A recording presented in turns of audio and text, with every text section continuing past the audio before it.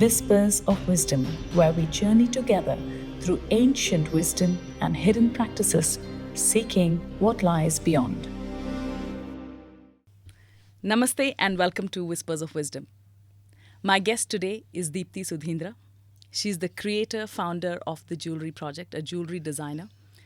All the jewelry that I'm wearing today is her design. It's been deeply inspired by the divine feminine. We'll talk a lot more about it. She's also a Bharatanatyam dancer, all the way from the age of 5. She is a spiritual seeker, not a seeker, but I think sought. Let me welcome you, Deepti. Welcome to Whispers of Wisdom. Thank you for being here. It's such a delight and a pleasure to have you on this podcast. And I'm so grateful that you invited me, and I look forward to a beautiful conversation. Absolutely. First, like I told you, I have to take 5 minutes to take you in.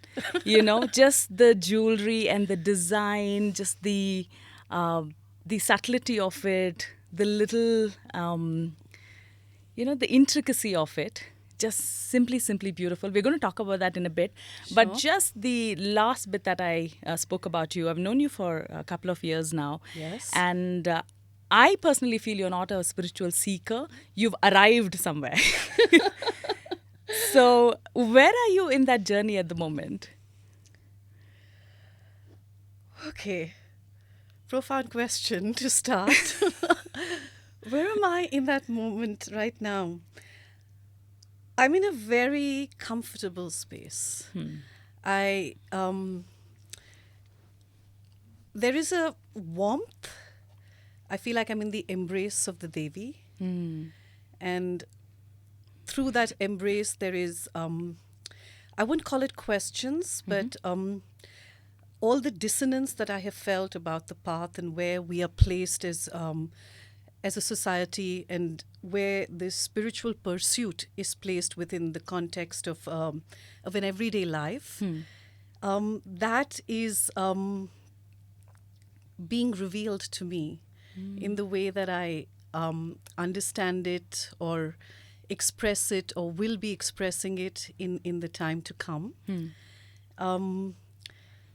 So yes, that's really where I'm at, I think, to kind of put it into words, because it's, I think, at a point in the spiritual journey, without wanting to be something, because you can't want to be anything. It's the energy, and the path is simply about unmasking. Okay. Because we already are. So is there any more seeking that is happening, or is it now the spaces of being? I think it's always been about being. But like you said earlier when we were talking, the dissonance is practically gone. There's none of that. There's none of that tension, or there's no more fighting. There's no more questioning, or the battle's kind of done. I think. Yeah. That whole thing when we talk of Devi Sadhana and the Mahishasura, there has to be a point where one goes beyond the healing, one goes beyond the questioning. Right. And I think I find myself in that place. And, I've never been asked this question before, but you know me so well. And, we come from the same lineage of sadhana. So, yeah, it's... Yes, I think I must tell our audience the first time we met was around this time a couple of years back. Yes, actually, true. Yeah. On a beach. And on a beach in Mahabalipuram, where I received my Diksha in Kriya Yoga at 6:30 a.m. And this ring also has a story. Yes, it's the same one. Yeah, I was sitting on the beach. I was drawing a Sri Yantra just on the sand. And I was just looking at it. And Deepti, you just came and placed this ring right in the center. Yes. And I was like, who is this woman who just made my yantra come alive? And I think after that, there's been no looking back. No, there hasn't been. It was a very special time It really was. To meet you. And I'm glad we have good pictures from that time. Absolutely. So you're one of the few people I know who have spent almost all your life in a particular art, and you're a Bharatanatyam dancer. Yes. And you've done it from the age of 5 Correct. Until now.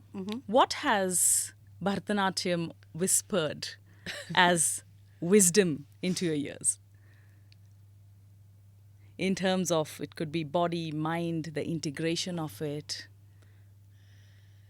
Bharatanatyam is a gift from a divine source. Um, it is a yoga.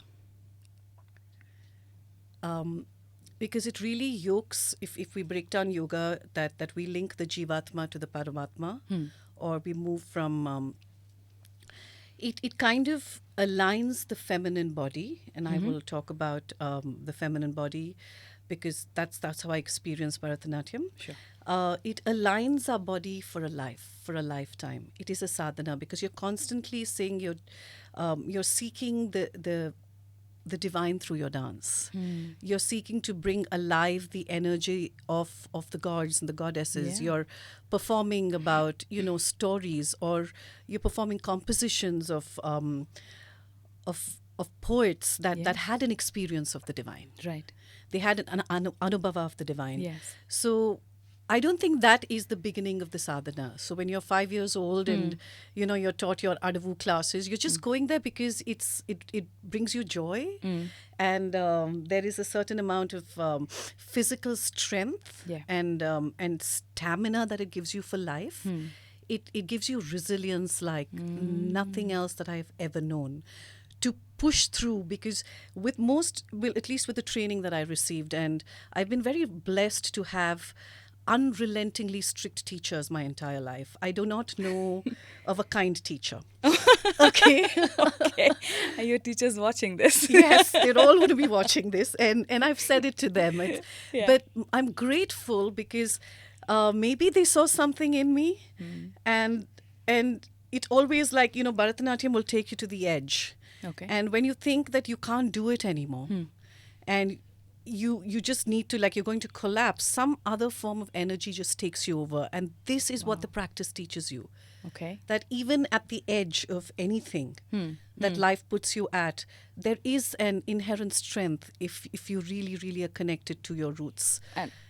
And how has that resonated in your adult life? Like in just your experiences of the world, have you at some point thought about, I could get through this because of my sadhana, of my practice of Bharatanatyam? Yes. When I, the jewelry project has taken a while, and it's built because it's an artist jewelry project. It's really a design house, and there have been times where it has pushed me to my limits.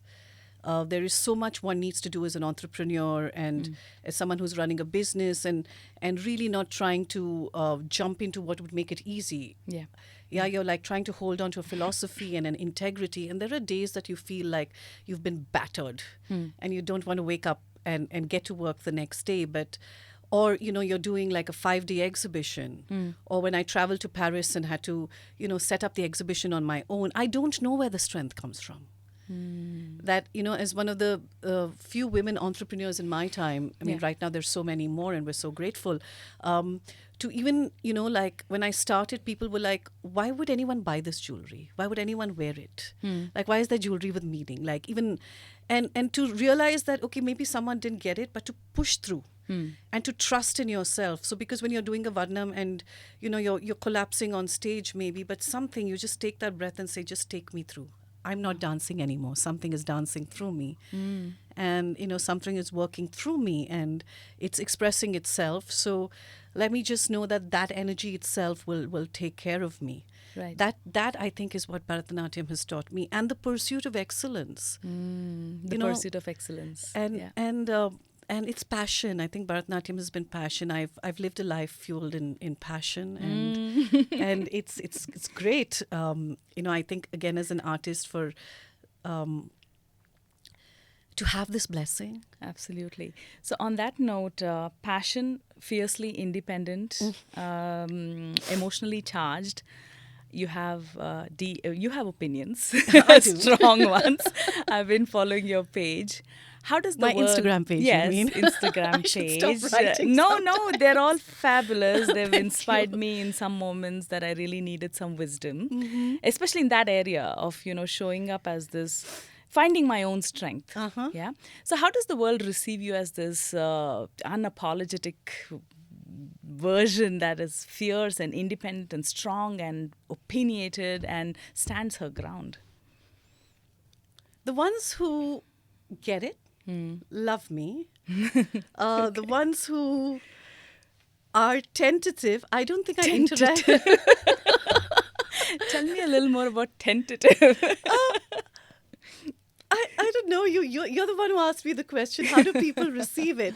See, also, I have to admit to you, I write on Instagram because of you know what technology does, right? It's like a field of energy, and I call it the field of the goddess. And Right. we can be very smart enough to use technology. And one of the reasons I'm on Instagram personally is because there was a point that with the jewelry project, needed a page, and I had like, you know, it had to be through me or some account, I don't know. Yeah. So I said, okay, I'll get onto Instagram.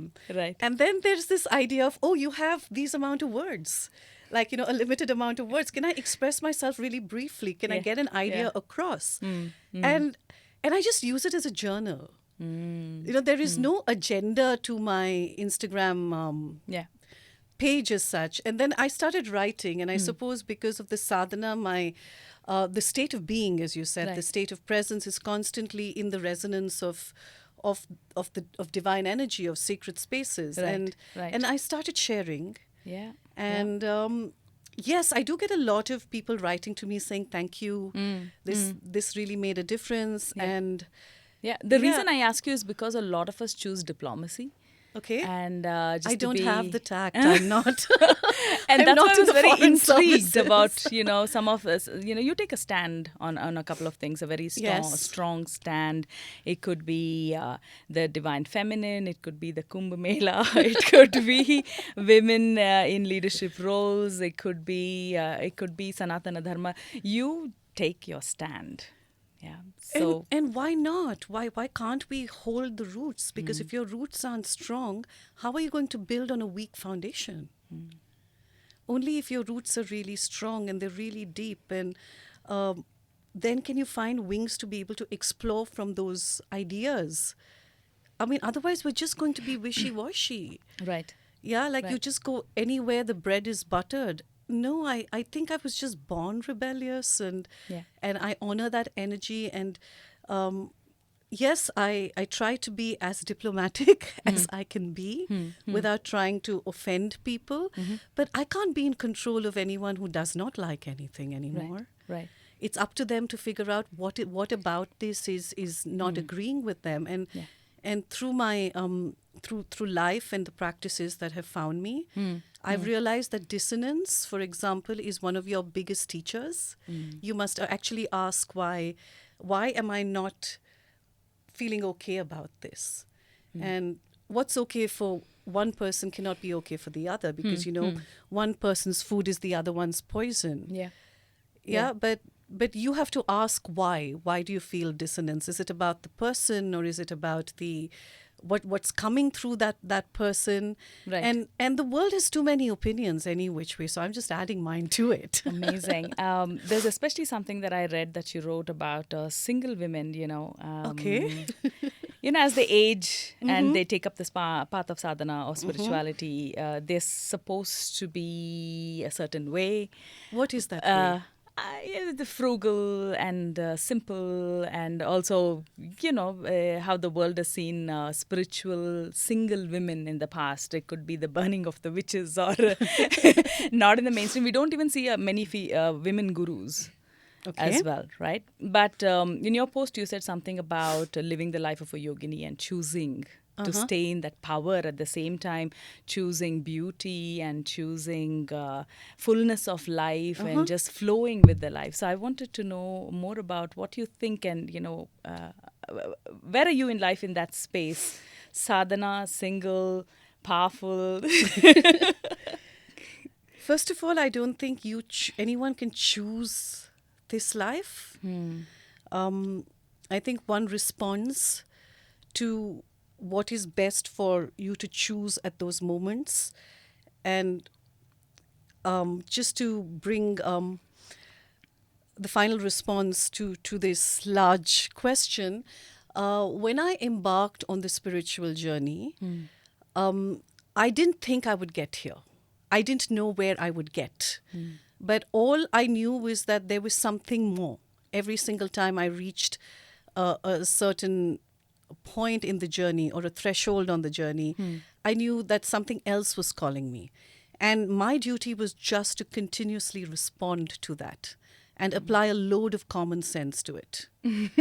Yeah, like that was exceedingly important. And right through the time, I also realized that if I had to walk the path, and if the path was what was really resonating deeply within, right?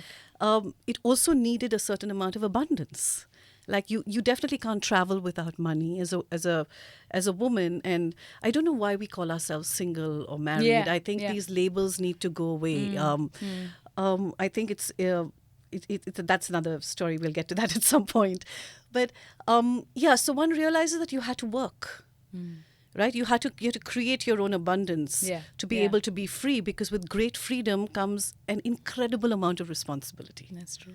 Yeah, freedom is not reckless. Freedom is a gift, and you realize that when you have this gift, you better have reverence for it, and you better have you better walk like what you usually call the spiritual journey is a surasya dhara. It's the razor's edge, and when you're walking the razor's edge, you have to have responsibility, and so it was that constant balance. I didn't walk the path to become something. Right. Yes, of course, there were questions initially. There was a lot of pain, I would say, not feeling comfortable. And How so? How so? When you in which way? In what ways? Society has an expectation of women, right? And no matter what the inner voice is, society will say that this is what you need to do. Yeah, and what will your family think, or what will the extended family think? Yeah. But this is a lot of these, like, this is the only way that the human mind or imagination cannot fathom Right. that there were other possibilities. Do you also think society is a little afraid of women They've staying always been. single? They've always and been. choosing Yes, these yes. I paths? think you look at history. They've always been, because in so many ways, women with our natural body cycles and the transitions that we go through in one lifetime, we're naturally closer to the divine energy. Because the force operates within us. Right. But then we're clouded. There is so much clouding through expectations, because the mind in itself, when it becomes very rigid, and you say that this is the only expectation for women, because just don't express yourself. Don't be too wild. Don't speak your mind. Right. Just keep quiet. This is the role of a woman, and Right. and this also comes from many deep years of programming. Yeah. It's not today. It's not anybody's fault. Today everyone says, continue to use AI, but generative AI is actually damaging the planet. The amount of energy that it takes, the water that it takes in data centers to be able to create that AI. So it's I know it's not the right example, but it just becomes the normative, right? Right. Right. Like that's really today's normative. So women have always been forced, I think, to be in certain roles, to adhere to that. And I've always been the outsider, Sapna. I think I've gotten so comfortable being the outsider that it doesn't matter. Because the inner journey has taken care of me. And maybe at the middle of my life, I call this my Vanaprastha years, something is flowering. And I think that is the gift of following my heart. Wow. When you say something is flowering, in general, when you reach Vanaprastha or, the so-called the menopausal years, your ovaries are shutting down, you're not going to bleed anymore. And You're not most going women to? bleed anymore. And then there's something attached with bleeding and fertility and how that is so feminine and stuff like that. Yeah. And women are afraid to hit the menopausal age. They feel like something is declining. Something is changing. Something is changing. And you said flowering. So Yes. that intrigues me a lot. The attachment to the body. Okay, so, wow. Okay, the thing. Okay, I'm going to focus on responding to this one. No, whatever flows through Yes, you, of course please. it will. Yes. But this is going to reach people, and let's be a little gentle about this. Um, Now just be you, really. Yeah. I would love for you to just to just have a conversation with Sapna on the dining table. don't be gentle. Laughter, I think, in so many ways lightens the whole thing. Okay, so let's get here. Spiritual sciences or spiritual paths tell you that you're not your body and you're not your mind.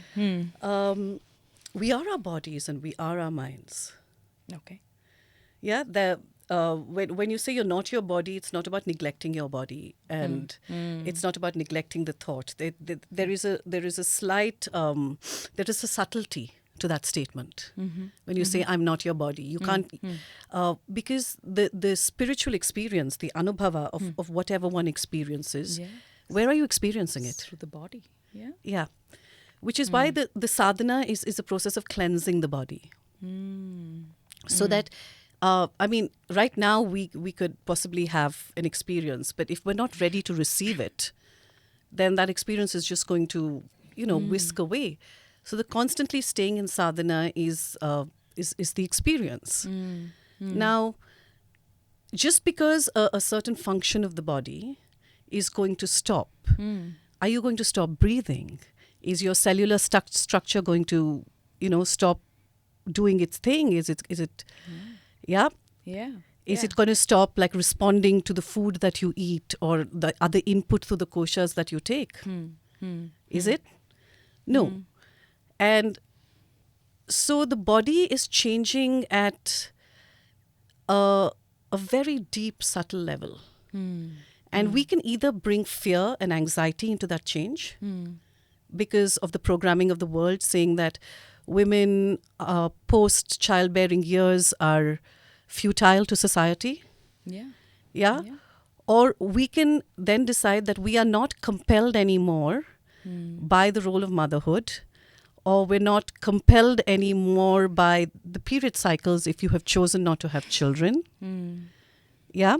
Yeah. And you know that it is, and we honor that. We honor the fact that the bleeding every single month has now ceased. And if energy is always circular, this energy has to morph into something else. Wow. No? Yeah. So during your, bleeding, they say you are in sync with the moon cycle as well. Correct. Now, when it comes to an end, and you said there's something deeper, it's transforming into something Yeah, else. so all I'm saying is that the energy is transmutable. Energy is always the same amount. The ocean is always abundant. Beautiful. Yeah? Right. So the energy is shifting. Now, where is that energy shifting? It's shifting deep in your body. It's shifting in your energy spaces. Right? It's shifting in the thoughts of your mind. So if you're going to go and do a namavali saying that my life is over, I'm going to do this and this is going to happen to me, that is going to happen to you. Wow. But if you understand that where my body is, and if you have prepared your body and your entire being into this phase, because it's a natural process of life, Yes. yeah, then you will be able to navigate this. And there comes a point where when we are not compelled by the cycles every single month, there is an incredible amount of freedom. Okay. And today, there are so many wise women that have helped me through this journey by just attending their courses, by understanding it through the lens of Ayurveda, understanding it through the lens of even modern medicine, for example, Right. and seeing where it comes in. But it's about care of the body. The minute you recognize that I am shifting, what do I need to do?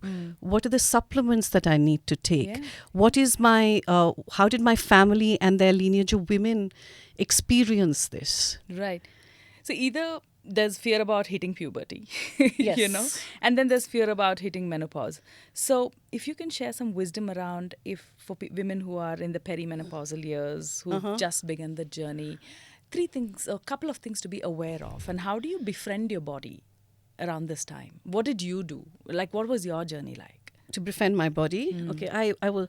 When I was in my 20s, and because I was in the performing arts, primarily, there was this notion that women had to look a certain type also. Yeah. Yeah, like there was this, you had to be slim, and again, like all of this notion. And I attended a workshop where for the first time I realized that my brain and my body were just one. There was no difference between those two. The body has wisdom, it has memory. You have a gut brain and you have a heart brain. Yeah. But we generally tend to think the brain is only in the head. Yeah. But you feel, right? Like you feel good around certain energies. You feel like I shouldn't be going there. Right. Right? Like just that instinct. Remember, like I'll give you an example. I got onto a bus many, many years ago in the initial stages of my work. And I had to get to Delhi from Jaipur to come back to Bangalore. And it was in the night. And I got onto the bus and it was just a bunch of men and just me. And I sat in the bus. And in 5 minutes, I just jumped up, got my luggage off. And I went and I yelled at the guy. I said, how could you give me a ticket? Because I'm the only woman traveling on the bus. Right? Instinct. That was your instinct. It was just instinct. I felt it in my gut. And I said, I'm not putting myself through this. Yeah. Right? Like in the middle of nowhere through everything. And everybody, all men and women. And I don't want to make this a gender thing, right? It's not about men and women. I think there are equally good men and 100%. women on the planet. Otherwise, we'd have a very fractured planet. Right now, we're hopefully a fracture in terms of repair. And sons and fathers and lovers and beautiful people. Beautiful people. So I'm definitely not on that area that it's not feminism in that sense. Right. But I think we need feminism to fight for our rights. But I think there are male feminists as much as there are female misogynists. So let's not like blanket it or paint it with a brush. Yeah. Yeah, so the journey so the with body, so there is a gut instinct and there is a heart instinct, and you have to build a spiritual muscle. You have to continuously do the work to be able to respond to it. Like, what do you think about this? What do you think about this? Do I ever get asked, how do you feel about this? What does your heart say about this? Like, if there is dissonance in my mind, but is the dissonance only in my mind, or is I'm not feeling okay about this, or my heart tells me that is not the relationship that I must explore. Right. Like, the body is so wise. You just know. And we constantly spend years of our life fighting with it. Yes. Right? And yes. in our early 40s or late 40s, we somewhat settle into it and say, okay, right. And then another milestone will hit you. And then you're fighting again. Yeah, because you're constantly changing with this expectation, that I must look a certain way and I must behave a certain way. And these are the demands. Why? So you're saying one of the things is that it's okay. Just allow the body intelligence to... Let the body's intelligence and innate wisdom guide you. Let it guide you. And then to do that, make friends with the body. Do somatic work. Yeah. If you have trauma or pain from childhood or things that you don't like about you, if you're holding on to memory, right. Because memory is like having tea with the past that doesn't exist. You're having tea with an illusion, right? Like, because, I'm thinking all the time, oh, that happened to me when I was 10 years old. And I've been there. That's why I can talk about it. Right. Yeah. So just let it go. So just see if the pain is being held here or held in a different part of your body. Work it out. Love your body. Practice gratitude. The fact that we wake up every day and go to sleep every day and have all these life experiences is because we're in this body. Yeah. We don't practice enough gratitude for the body. We take it for granted that it will function. It will do its thing. No. Wow. You say it with so much ease because I know you're living it. Yeah, because also but just the thought of it is like, oh my God, listen to your body, allow it is quite something for me, and I'm sure 70% of our human body is water. And water is the greatest receptor. See how the ocean responds to the moon, right? With the tide cycles. Yeah. So our human body is water. So every kind of input that we put into the body, not just with speech, right? Conscious speech, but like every kind of input that we take in from the world, apart from food, white noise, what we choose to read, who we choose to interact with, it's all going to make a difference to your water. 70% of the body is water. Just relate it like that. The Pancha Mahabhutas exist outside of us as much as they exist inside of us. So befriend your body, build the spiritual muscle. Yes. Yeah. That's sadhana. And it's not always about what I think, it's also about how I feel. And then build on to that stage of your vanaprastha, and I think and have lots of less stress. We take on so much stress, But we don't choose it just comes, Deepti. Yeah, I mean, of course it comes. But how do you deal respond? with it? How do you respond to the stress? Yeah. Okay, but you need to step back. I think you need to sleep a lot more. And say no to a lot of people. Yeah, and learn to say no. Like you say, okay. And then you'll have no friends. That's okay. And no relationships. I mean, right through my, this other myth that you're never going to make friends in your adult life. Yeah. Yeah, that's just, again, these are conditioned thoughts. We met well into my adult life. Yeah. I wouldn't be sitting here if it wasn't for that time that I just saw the Shri Chakra and said, okay, here, you know what? I want to sit with you. I didn't know you. Yeah. But by the ocean. Yeah. We're adult you can't friends. limit. Yeah, we're adult friends, just to answer that question. Yeah. And if you're open, if your heart is open, and if you just want to live a life of splendor and gratitude and beauty, which is all aspects of of Devi Lalita, then be that person in your capacity. And yes, during your menopausal years, please reduce the amount of stress. It's going to affect you because I'm not here to be able to talk about it in a technical manner. Sure. So, but cortisol is definitely going to affect you. The flight or fight syndrome, you need to step away from that. Yeah. Let life be. Right. Yeah, because you cannot fight from an exhausted body. Wow, that is a deep wisdom. You can't fight from an exhausted body. No, you can't. Because life is going to happen anyways. It's going to happen anyway. And change the weapon that you use during those years. We're wielding weapons every single day. Yeah, it can be a knife through butter. Yeah. My therapist said, Sapna, you've arrived in life. You put your armor down. Yeah. Put your armor down. You are going into everyday life with an armor, like you're entering a battlefield and your body is just going into stress. And then you don't need to. Yeah.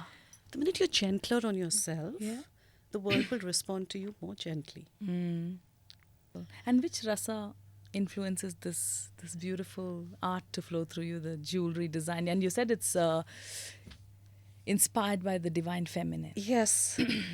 Design, I think, is a life in the pursuit of beauty, especially because I create jewelry.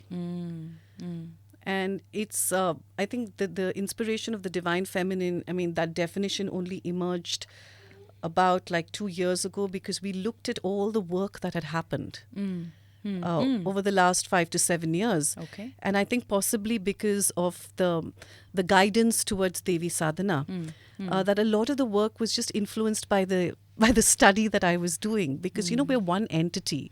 It's like I couldn't just randomly design something and then practice something else, right? So I just think it was just guided. And then suddenly we looked at this body of work that had emerged. And I was like, oh, wow, everything is from the divine feminine. And and Devi worship. And then you can see how much it is in tune with nature, whether it is the motifs of the stars and the sun or the birds like the parrots and the trees and the animals or anything. Because she is the fire energy that's moving through everything. She is that fire of life, no? So she is available to us to access in every single element, because if Shiva is Purusha and she is Prakriti in her movement, the opening verse of the Saundarya Lahari teaches us that, no? And the 1,000 names of the Lalita Sahasranama, the attributes of the divine feminine. Yeah, there is nothing that is not her. Yeah.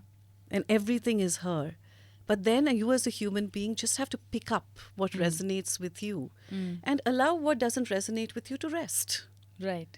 Yeah, don't always kind of say that my way is the right way. There is no right way. There is no right and wrong, honestly. It's just that if your choices make you happy and the energy that you give out, allows you to have a life which is like a beautiful garden. Right. I Right. think that's good. No, you're saying such beautiful things, and some of the most profound things that I've heard are from very wise women like you. And I always keep wondering, why aren't these women teaching, or why aren't the women, going into the gurudom and like, what do you think about it? Yeah, it's a real question.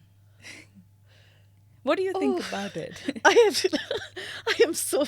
Should I even say these things? Okay, you know what? I'm going to say them, and you can you No, can we're get on not the editing. editing it. Yeah, you're not editing yet. Yeah, So these conversations must also be had in a certain sense of being light. of course. Yeah. Why are you saying that there have been no women gurus? I mean, there's Ananda Mahima, Yeah. Yeah. A yeah, few, of course. few, and Yeah. possibly a lot of unknown teachers, Mm. um, which in the realm of Guhya I can't talk about. There are a few unknown teachers. Why aren't women stepping up? Because you can't step up to be a teacher; it has to emerge. People have to resonate with that. I think in today's world, there will come a time during the sadhana where the pain, at least the reason I've agreed to do this podcast, and also because it's you, and there is a absolute heart-opening comfort, and we have the same resonance with our Devi sadhana. The pain of the pressure of holding it in and not sharing it and the fear is greater than the fear of trying to just keep back. Like, okay, there's one fear of, okay, I'm not going to talk about it, but then because you're not talking about it, there is this pain. The fear of that causes this Pregnant feeling. this pregnant feeling in the body that hey, you should talk Yeah. about this, and possibly like why when this is one of the reasons I also write in a way, Yeah, is your because blogs and articles. Yeah. to be able to just express what needs to be expressed, because the Devi will guide even that. She is present even in the Vakya. She is Vak. Saraswati is Yeah. Vak. Yes. And maybe there is, and maybe that's why. Also, the spiritual journey is not absolutely enabled to the feminine spirit. I have to take that in. The spiritual Journey, as we understand it, is not completely enabled to the female feminine journey. There is a societal expectation of women, and there is a demand on the spiritual journey. And in this dance between the societal expectation of women and this yearning that so many women have to walk the path, Yeah. there is chaos. There is the tandav constantly going on. Yeah. Yeah. It takes a certain amount of courage to Yeah. be able to say, no, I choose this. No matter what, I'll choose this. No Yeah. matter what, I will fall flat on my face. Yeah. I choose this. No matter what, I will make sure that when I walk my path, other people in my immediate inner circle, family, will not get affected by it. Yeah. A Yeah. very conscious choice for women, Right. right? Like, we are endowed with so much responsibility as 100%. women in Yeah, whatever yeah. context of family that we may have. And I think the presence of great teachers. The presence of great teachers. This is not an individual journey. I'm not saying anything that is really like, not been expressed before maybe, but the teacher. The teacher has to recognize you and has to put you through the fire constantly. And you need to have that resilience and the will to go through it. I know you have a deep connection with your guru, our guru. So, and we spoke a little bit about Guru Tattva. Yeah, and we Yes. spoke about it's not so much about the person, but it's what's channeling through them. Tell me a little more.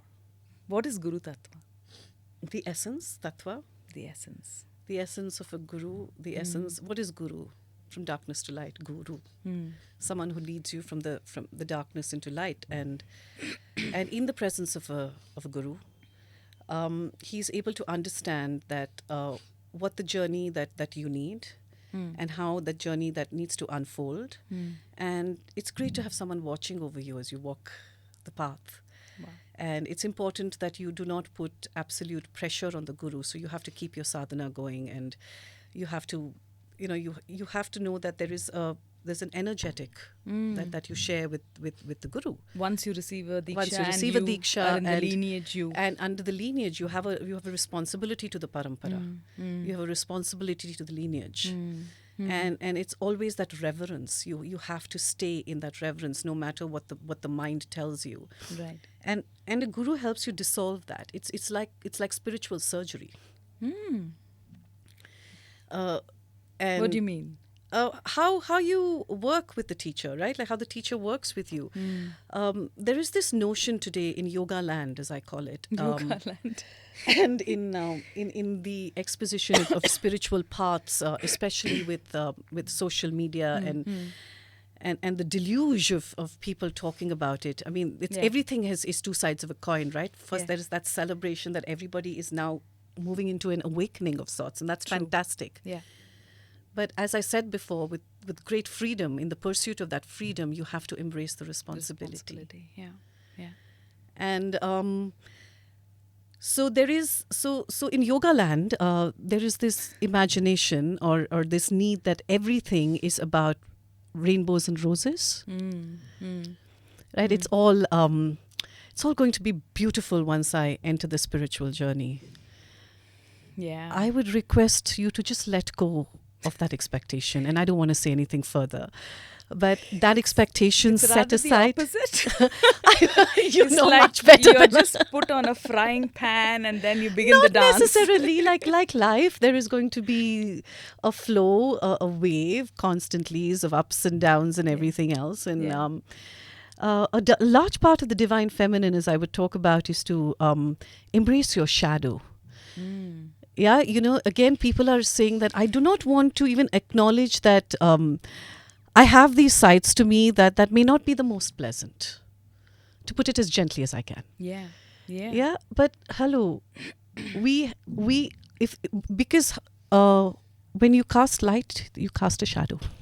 Beautiful. Yeah. Right? There is a shadow with light, always.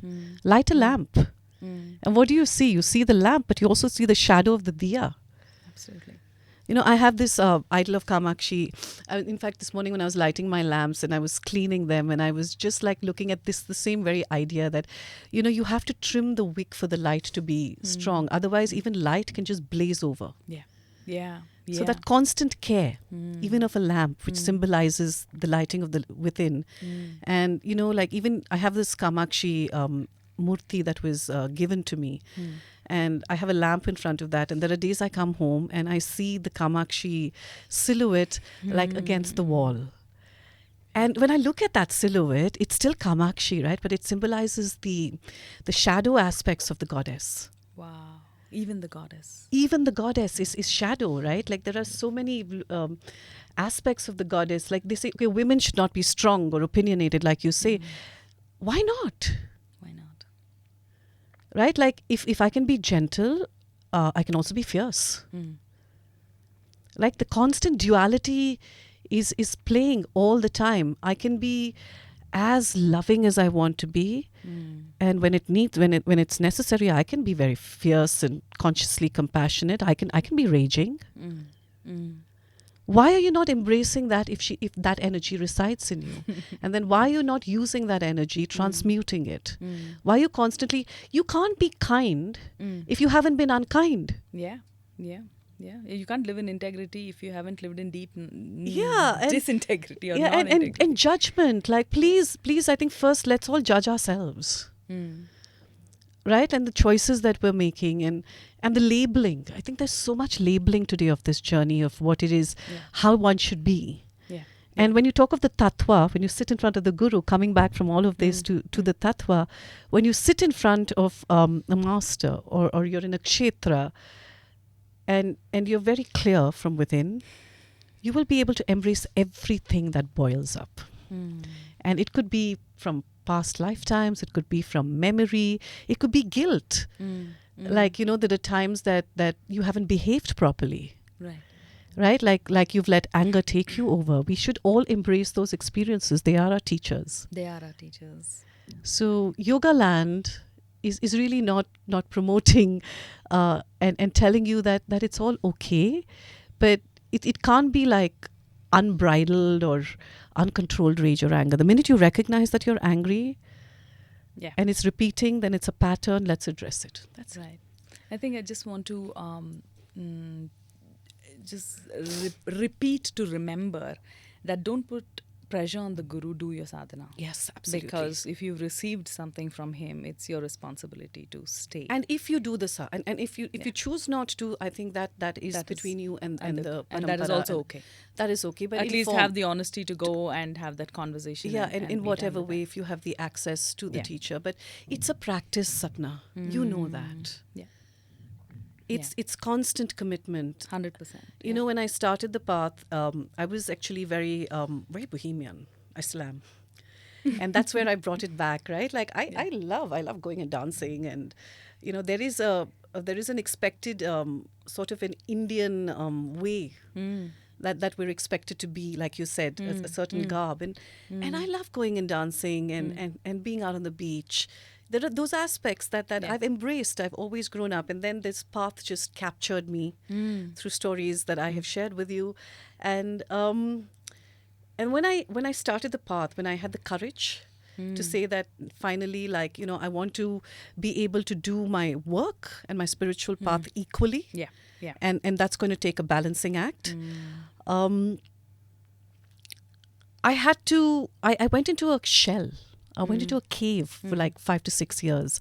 My previous life was not of consequence or importance. I literally just moved away from it. Wow. Previous life. You know, this is a common thing that I've heard all deeply, you know, spiritual seekers. Yes. When they've just taken on that path seriously, they always refer to their yesteryears as my past life. because I think you have a rebirthing. Yeah. It's literally like, I think there is one birth that you receive from your biological parents. Yeah, yeah. And you grow up with their nurture and kindness and the drama, whatever that life Beautiful. gives you with your parents.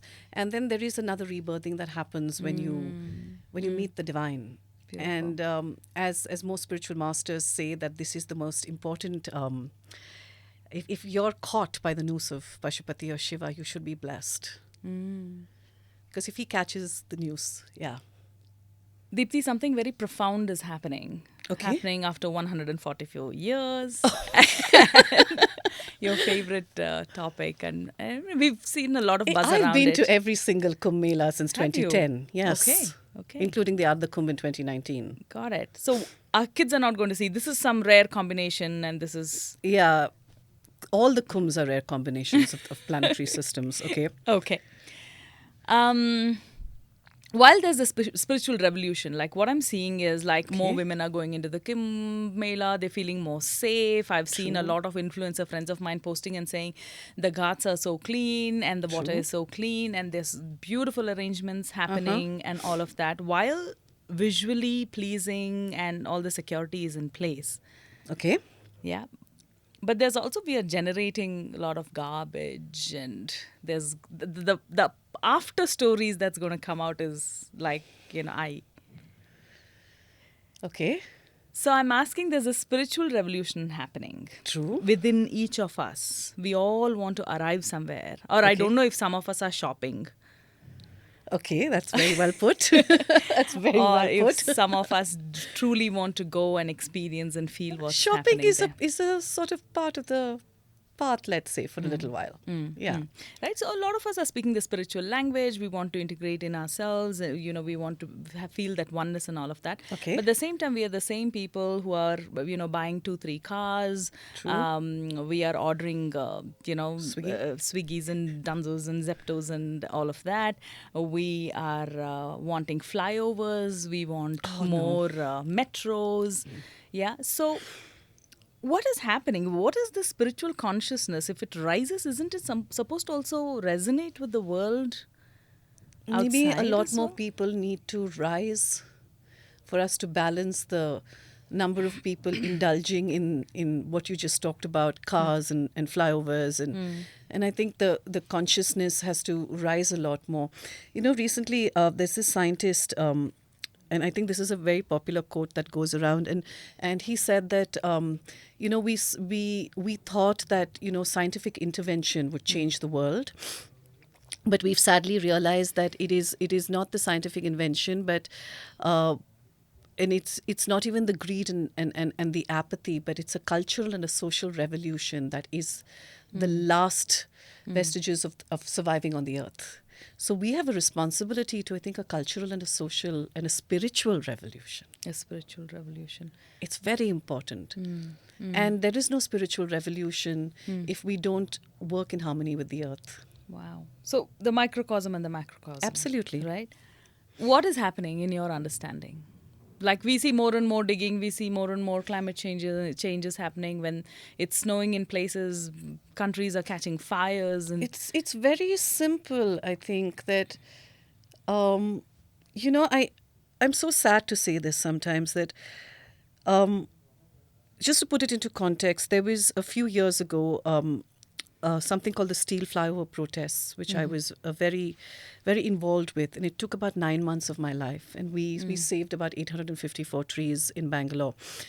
But it took so much out of me from my everyday life, from my functioning. it's a full-term pregnancy. It's a full-term pregnancy, which is what I always say. And it started on the day of Vijayadashmi. Wow.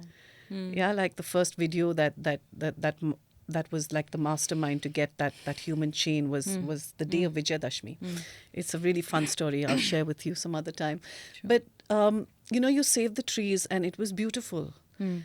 But people used to say things like, "Why are you fighting so hard? Yeah, we'll cut the tree and we'll plant another one. Why are you wasting our time? Why are you doing?" And I'm like, "Did you not study biology? Like, this tree has been here for hundreds of years. And you've been on the planet maybe 40, 50 years. This tree is older than you. The tree is wiser than you. It gives you oxygen. It absorbs your carbon dioxide. You obviously did not pay attention in biology. And even if you plant the tree today, it's not going to be this before you die." Yeah. That simple understanding that Mother Nature has life. Like what we said before, the Pancha Mahabhutas, earth, water, air, fire, ether, exists outside of us as much as they exist within us. And Mother Nature and that relationship of microcosm and macrocosm is the relationship of the human being with nature. Right. And so important in the Pancha Mahabhutas. Yeah. Almost everything human beings do is copied from nature. Absolutely. Right? Biomimicry. Yeah. Right. So the more we destroy nature, do you think it's also the end of human existence? Of course. In a way. Nature doesn't need us. We need her. She doesn't need us.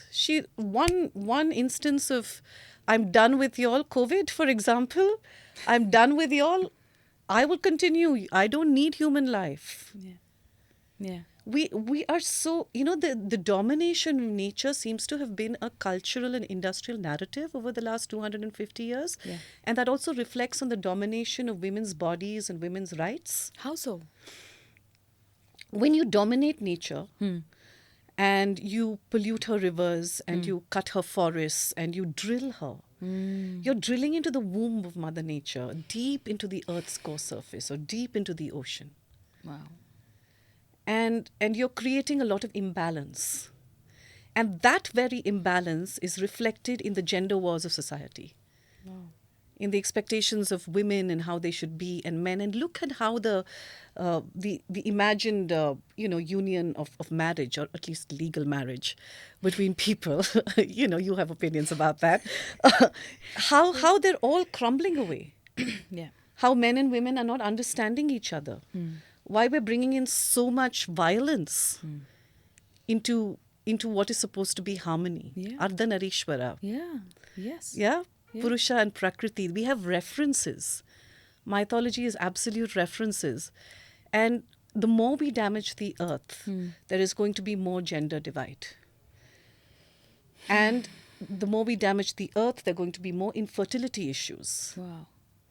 Okay. Because the microcosm is linked to the macrocosm. So it's not a surprise that women have PCODs and Not at all. infertility issues and You're also with you're affecting, if you really look at deep research and look at the people who've dedicated their lives into regenerative medicine and Ayurveda and any sort of practice that works very closely with the principles of nature. You will see that after the effects of people born through intervention is very different from natural human life. okay. I'm very blessed to be surrounded by women, and over the last 25 years of my life I've been in women's circles, and I had to keep all of this really quiet because like, what are you doing? This is so abnormal. Like, why? Yeah. You said, why do most women don't want to come out? Because I was like, I'm tired of the judgment. It feels right to me. I'd rather keep it quiet. Wow. So until we stop damaging the earth, and we know that every time we click our mobile phones that we're affecting the earth, we're using generative AI, we're affecting the earth. We're eating out of plastic or little mineral water bottles. My God. Water and plastic combination is carcinogenic. And when we drink that into our bodies, we're changing the ecology of the body. We're damaging the ecology of the earth. Don't tell me that we're not going to have imbalance. And that's why you bought your own water bottle. That is not a plastic that is my water favorite bottle. water bottle. It's been through all the kumbhs as well, by the way. We offered Deepti water and she said, no, I have my own water bottle. And yeah, I can see. So it feels Water like is mineral. It's charged. it's charged water. It's charged Yes. water. Yeah. Water has life. I'm a water therapist. I've spent 6 years of my life studying water. Okay. Water has energy. Water has life. I've had amazing experiences of working with people in the water.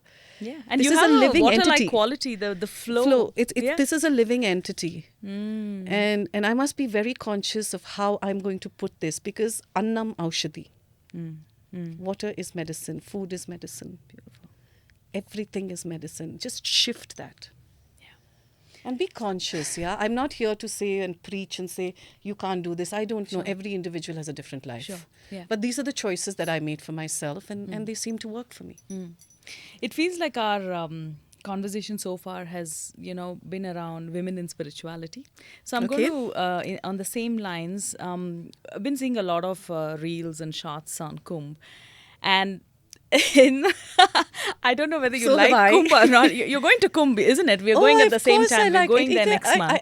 I can't imagine not being there. And I hope with the grace of, Lord Shiva, that the journey is going to be smooth, and the Devi, yes. Yes. So, women in spirituality especially, so I saw this where this lady, really, really beautiful looking lady, took Diksha, she's with the Guru, she's doing Seva. And there were so many things that were told about her that, By who? why have you got your eyebrows done? Why are you wearing a lipstick? Why is your hair colored? She has nails. She's painted her nails. And then they also connected her, saying that she has a relationship with her, the guru, that she had taken Diksha and she was in Seva. She just had to leave the Kumbh. Really? She just left. She was in tears. She said all of the things that you all have said, and the media kept following her. They wouldn't leave her. At first, When you mean it media, started what with do you mean by just like social media, just Okay. people. Everybody is now a media person because you have a smartphone. You can just Yes. whip your phone out and you can make. Yeah. So it started with saying that, oh, look at this beautiful lady. She gave up her everything and she's come to spirituality. And then it became like, oh, Hold on a moment, just there before you continue. You don't have to give up anything to be spiritual. You can live your everyday life and still be spiritually endowed. That is the first myth to bust. Continue. Yeah. And then it became about her looking too good to be in this spiritual journey. And then it became that if she is here, she must be having, some relationship with her guru. It was just so demeaning at many levels. It was so hard to watch, and then she cried and she left. And then there, about this girl who was selling beads.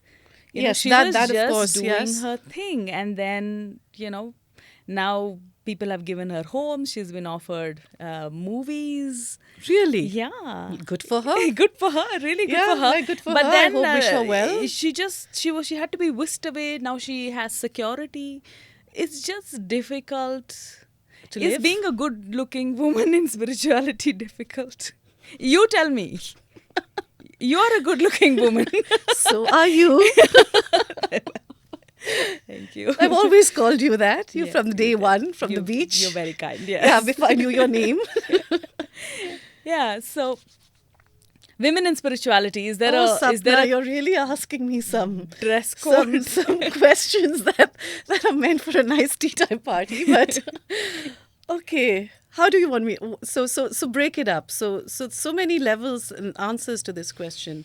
So why are women in why are good-looking women in spiritual? Why are women in spirituality not expected to look good? Yeah. Yes. Is That's is the that question. the Yeah. question? Yeah. Yeah. Are we not supposed to do our nails? Shouldn't we go to the I parlor? think it comes from a very old school, archaic, calcified idea of the woman in spirituality. It comes from what is expected. And when every time when we do something new, there's a little bit of trepidation, right? Oh, this is new. How am I supposed to get through it? Sadhana, for example. That is a Yes. great example between us. Right. I think for the world, women in spirituality must not hold any of the external rupa of the Devi that they worship. It's just bizarre and absurd. Yeah. We worship Devi Kamakshi and Chamundi, and she's resplendent, right? She's like when you see her in her form, and she's just like that. And what do they say? Microcosm, macrocosm. Ma, may your qualities, may I imbibe your qualities. We worship goddesses that are all dressed up in their absolute splendor. Yeah. But in real life, when women want to embark on that path, we expect them to be sadhus. and that to non-glamorous sadhus. Non-glamorous. New hashtag. Yeah. Why? Why is there a set of rules for a journey of the unknown? Right? Of course, I'm not saying that there has to, if the woman is naturally beautiful, celebrate it, no? It is an aspect of the goddess. Yeah. And great that she's had that unfolding to be able to receive Diksha from a master. Leave her alone. Right. First, you want to celebrate the beauty. It almost seems like you've said that they put a camera on this woman because she was beautiful. Yes. And then decided that because she was beautiful, she was not worthy of anything else. 100%. Yeah. That's what it is. Absolutely. Yeah. And then this is then, I don't know, what do you call them? It goes viral or, there are 101 opinions about it. Shut the noise. Cut the noise out. And men do want to marry beautiful women. No, let's look at the matrimonial columns, or the very specific. Very specifically From that height to everybody complexion wants to everything. Yeah, like of course dusky toned women compared to that. So why? Yeah. This is the calcified notion, and again I think this again is going deeper into the gender divide. It is the time of the rise of the divine feminine. Women spiritual leaders will rise. And in my idea and understanding, I do not think that they will rise in the expected ways. How do you envision that? As a collective. As a collective. They will rise together. We will empower each other. And I think this is the rise of the feminine. So you may even be able to... It's not about gender as much as that we understand the circular ideas of compassion, kindness, awareness, fierce compassion at the same time. Intuition. Yeah, all the feminine ideas, especially gut brain, body brain, more awareness in the body. I think we will rise together. And this is the Devi that will rise in all on all human beings. Yeah, but again, having said this, it does take work. It does. And I think there have been women in women's circles over the last few years that have understood that we're going to get to a place where, we will have to step up. And this podcast with you is me having the spiritual self-confidence to step up and speak honestly. It is the celebration of the divine feminine, this podcast. Absolutely. Yeah, and thank you for through that. Your words of wisdom. I've always said that, that there's so much that people talk about, and I don't even know. I think the men behind the cameras can tell me zillions of podcasts, right? Like literally my brain just shuts down when I go into Spotify because so many podcasts there. How does the podcast select you? I mean, it almost is like, what do you want to listen to? You can't listen to too much. You can't overeat. Like it literally, you can't even overeat with listening. And I was so nervous to be here. When you asked me, I was like, okay, just go with the flow. Let's just speak honestly, because Yeah. No, it you're is. so full of wisdom. From the day I met you, I knew that your body holds wisdom, that your mind holds wisdom, that your heart holds wisdom in just the way you do things, your choices that you made in your life, the way you show up, the way you even speak to just people around you. And when you arrive, my God, I've seen you arriving in spaces and then something is happening there and everybody is just turning around. They haven't even seen that you're coming, but your energy enters before you do. Thank you. You know? Again, the grace of what must be channeled through me. I think you can't get attached to all of this. I mean, it's Yeah. all transient, and it's going to flow any which way. I think as long as I stay in a sense of response and awareness and kindness, that's what it is. And I think all women, I mean, I love the word intuition. Two words that I kind of keep away from using too much is the big, serpent fire. You know what I'm talking about? And Shall I say it? no. and, and this whole, like, Everybody knows what serpent fire is. yes, let's just leave it at that. And this intuitiveness, right? Like, again, there's so much, like, that person is toxic and this person is narcissistic, and you're constantly labeling human beings. Yeah. Yeah. Yeah, a woman who's beautiful should not be spiritual.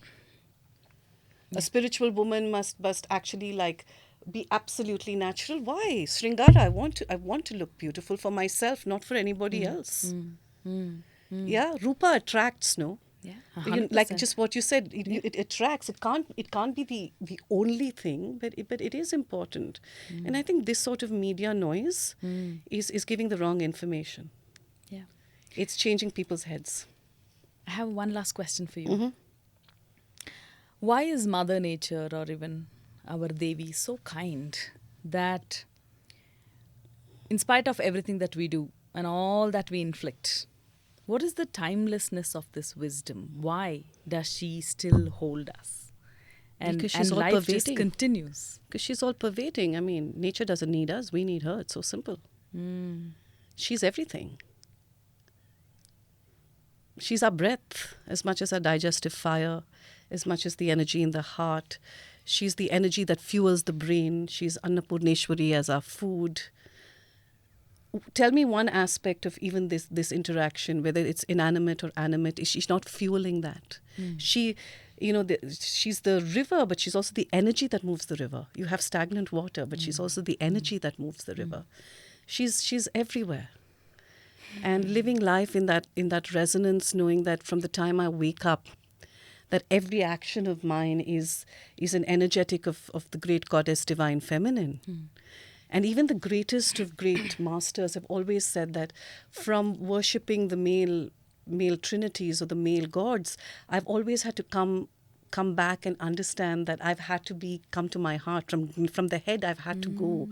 From the Agneya chakra, I've had to move into the Anahata. Right? Like, I've had to have the descent. Yeah. Yeah. Yeah, it is the descent into the human body. And then the perplexing idea that, just taking this example, a beautiful woman is not the Devi, but how is she going to express herself? Her beauty, I mean, it can, if it's a natural beauty, then why not? I mean, cinema is fueled by it, right? Like, she's everywhere. Yes. It's just that tuning and the resonance. People will understand it. I do not underestimate the intelligence of this society. I never have. People have different sorts of intelligence. Yeah. Yeah, we tend to celebrate one sort of bookish intelligence. Right. Like someone who can absorb and talk from the scriptures or from, like, textbooks and things like that. But there is many resonances of intelligence in all human beings. And it is our duty to awaken our intelligence and to be able to express that intelligence. Beautiful. And you did just that today. Thank you so much. Thank really, you. it's been a pleasure having you here. So many pearls of wisdom, so many things that deeply resonated and touched my heart, and also many, many moments of courage that I have received from your experience. Thank you for that. Thank you. Really. thank you for opening up the space. It means a lot. And good luck on this journey. Yes. And thank you to everyone back behind the cameras as well. It's been beautiful. We've had a lovely time. And thank you for the laughter. It made it very easy. We'll have you back soon again. There's a lot more to unpack and Yes. a lot more to. This you is know, a we need beginning. your fiery opinions on many, many more things. And it's a beginning, I think, to be able to share. Yeah. Thank you. All right. See you soon. Yeah. You heard, you saw, you experienced our banter, our laughter. You journeyed with us. If any of this resonated with you, consider sharing this podcast. I'll see you again in the next episode.